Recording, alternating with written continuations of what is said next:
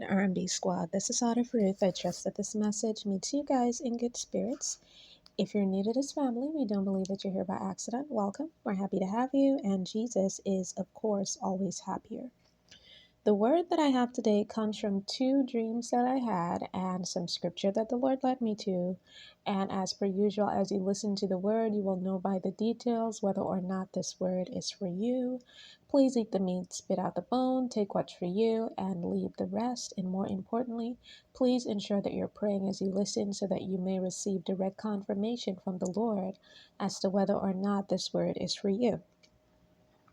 So this is a kingdom marriage word, and I'm going to get right into the dream. In the first dream, I saw this man and this woman, and I had the understanding that the man was in the woman's home. He was in her home, and some of her family members were present, and he was having a conversation with her family. They were all laughing and talking, and he was amongst them. And I remember she walked out of a separate room and walked into the room that they were in. And she seemed a little bit surprised that he was even there. She seemed surprised that he came to see her. And a thought went through her mind. I remember her thinking, oh, I didn't even get ready physically because I didn't know that he was coming. So when I say get ready physically, it looked like she had just gotten out of bed and so on. And she wasn't really ready to meet with him per se. So I remember her thinking that as she looked at him. But then she brushed it off. She brushed that thought off, and she made eye contact with him. And I understood from the eye contact that she made with him that she wanted him to come over to talk to her. There were some things that she wanted to ask him. But then a funny thing happened. He looked at her and he gave her this look like he was apologizing for not being able to come to her right away, but also as if to say to her, I'll be right back. That's the look that he gave her. He had an I'll be right back. I'm sorry, I have to excuse myself for a little bit, but I'll be right back. That's the expression that he had in his eyes. And then this old lady, this elderly lady walked up to him, this old woman, and he held the woman's elbow, the old woman's elbow, and he walked outside with her, outside of the house. And then I saw that he was helping this elderly lady to cross the street. And I had the understanding that his intention was to come back and speak with his God-ordained partner. That's the woman whose house he was in. He had intentions of coming back and speaking with her after he had helped the elderly lady across the street. And then, while he was helping the elderly lady across the street, when they made it across the street, I heard him telling the elderly lady about his God-ordained partner. He was basically telling her that this is the person he wanted to spend the rest of his life with, that he was starting a new chapter, and this person was going to be in it, his God-ordained partner. And then the scene switched, and the woman, his God-ordained partner, she was no longer in her own home. She was in his home. I had the understanding that she was in his home, and she was in his bedroom. Now take note of that. She was in his bedroom, and she was waiting for him to come there so that they could have their conversation. And then I came away from what I was seeing in that scene, in that dream. So for someone, before I go any further, I just want to read this scripture for you, because that will set the mood for everything else that the Lord told me to say to you, okay? Hebrews 11 verse 1, now faith is the substance of things hoped for, the evidence of things not seen. And that's going to be in the description box for those of you who would like to read it. So for someone, it's the reason why your God-ordained partner hasn't come to you yet. The two of you may be separated from each other, and you may be wondering at what point is the reconciliation going to take place. The Lord is saying to you that you may not have seen the things that He, the Lord, promised you just yet, but you will see it in the twinkling of an eye, in an instant. Just have some faith. The reason your God-ordained partner has not come to talk to you yet, or has not come to straighten things out with you yet, is because he is either currently, he or she, is either currently getting things in order, or they've already gotten things in order. They just completed it and they're coming to you. Now, the Lord emphasized the elderly lady that this man in this dream, was helping across the street. And he highlighted the fact that he was crossing her over to the other side of the street, away from where his God-ordained partner was. So there are people in your God-ordained partner's life that aren't meant to be in his life or in her life. This could look like acquaintances. This could look like some family members. This can look like some friends.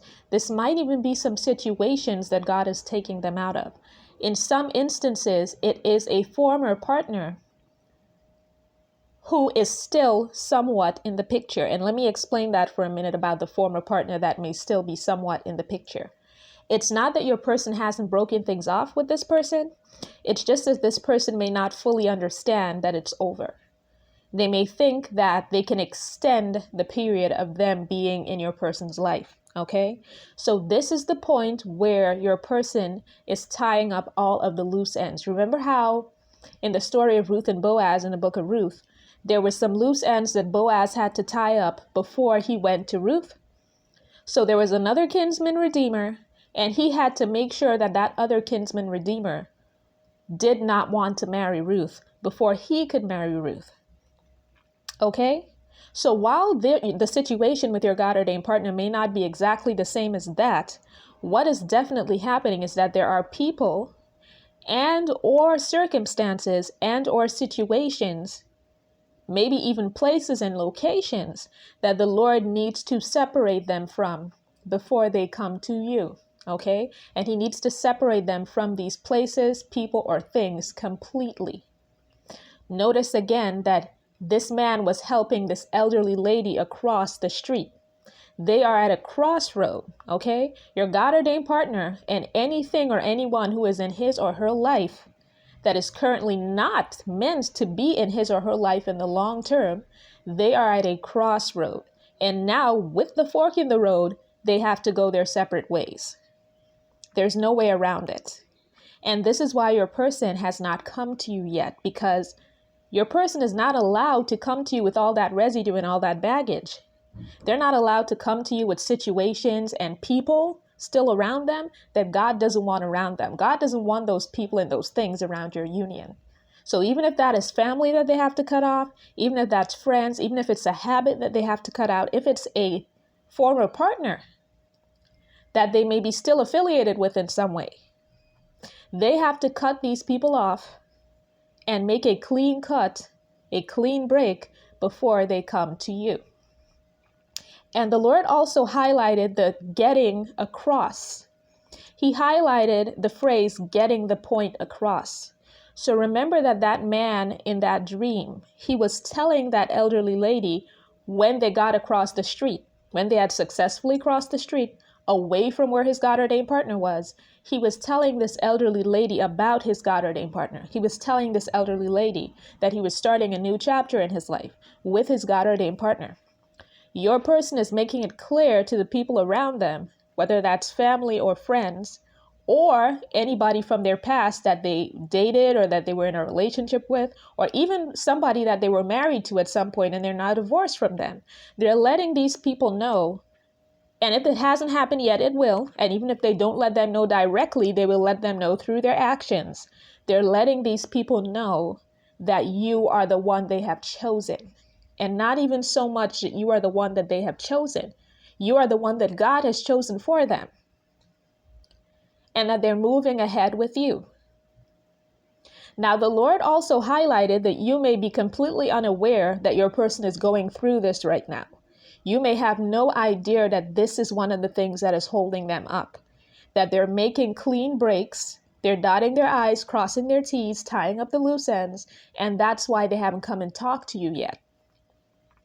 You may not have been aware. The Lord will make you aware. This will be just one of the confirmations, and he will make you aware, okay? Now, the Lord also highlighted the fact that the scene switched, and the woman who started out being in her own house was now in this man's house. She was now in this man's home. And not only was she in this man's home, she was in his bedroom of all places. A bedroom is a place of sacredness and intimacy. Okay? Your deepest inner thoughts, your day to day as nobody sees it, happens in your bedroom. Okay? So the fact that she was in this man's bedroom and he wasn't even there yet, she was there waiting for him. You are in this person's deepest and most sacred thoughts, even when they're not with you. Even right now in the separation, you are in this person's deepest and most sacred thoughts. You're very close to their heart, even when they are not with you. So fear not. You may not have seen these things happen yet, but the Lord said that you will see it happen in the blink of an eye, in the twinkling of an eye. Okay? So now I'm going to go straight into the second dream that I had. And this one was actually really beautiful. And for this one, the Lord led me straight to Esther chapter 2, and I'm going to come back to that in a moment, okay? So in this dream, I saw a woman. Oh, before I even go into the second dream, I'm sorry, there's one thing that I forgot to mention about the first dream. So let's revisit the first dream and the interpretation. Now remember, it was an old woman that the man was helping across the street, okay?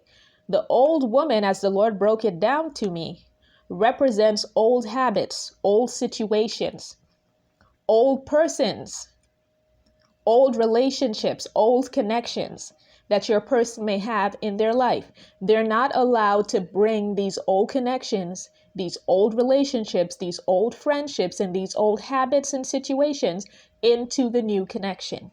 They're not allowed. Hence his taking the old woman across the street away from his God-ordained partner.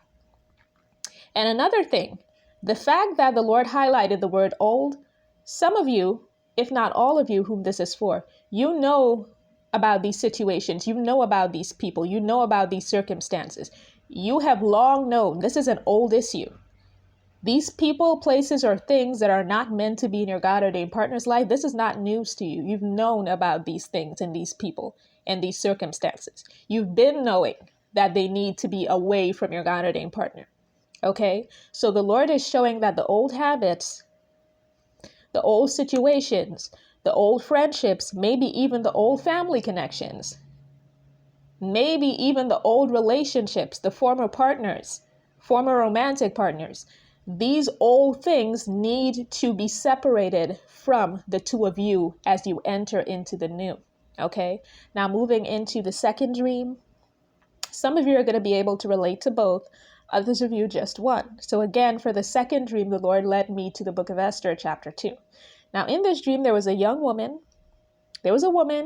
and she was trying to do her makeup. I remember seeing her trying to do her makeup. And I struck up a conversation with her. And when I struck up the conversation with her, I found that she was such a lovely lady. And we got to laughing and talking and really enjoying the conversation. And as she was speaking with me and I saw her trying to do her makeup, I offered to help. I remember saying to her, well, let me help you find your foundation shade and so on. And let me help you apply it. And as I was speaking with her, I found out that she was getting ready to go on a date. And then I came away from what I saw in that scene, in that dream. And the Lord led me, like I said, to the book of Esther, chapter 2. So if this is for you, please read the book of Esther, chapter 2 in its entirety. But the Lord particularly highlighted verse 9 to me. So this is Esther, chapter 2, verse 9. Now the young woman pleased Haggai and found favor with him. So he quickly provided her with the beauty preparations and her portion of food, and he gave her 7 choice maids from the king's palace. Then he transferred her and her maids to the best place in the harem. So again, that was Esther chapter 2, verse 9. And if this is for you, you need to read Esther chapter 2 in its entirety. That is when Esther becomes queen, okay? So for someone, notice again in this scene, in this dream, I was helping this woman with her makeup so that she could get ready for a date. If this is for you, you are in your marriage season or in your courtship season, and the Lord has you in prep, you're preparing for it. Now, in the same way, the Lord sent Haggai specifically to help Esther, and she found favor with Haggai. It's the same way that the Lord is going to send you help during your preparations. Notice that I started speaking with this woman in this dream, and it was because I was speaking with her that I discovered that she was such a lovely person as we were chatting. And that's when I decided to help her.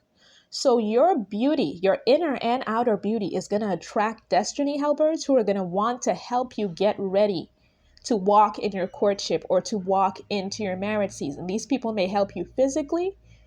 They may help you put your best self forward physically, and they may also help you emotionally and spiritually. So that is a whole word for someone. Oh, I was about to yawn there. I'm so sorry, guys.